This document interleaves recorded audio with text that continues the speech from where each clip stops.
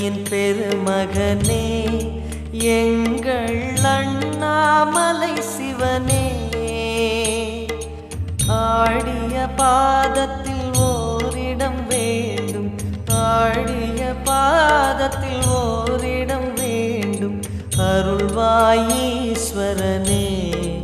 அன்பே அருணாச்சல சிவனே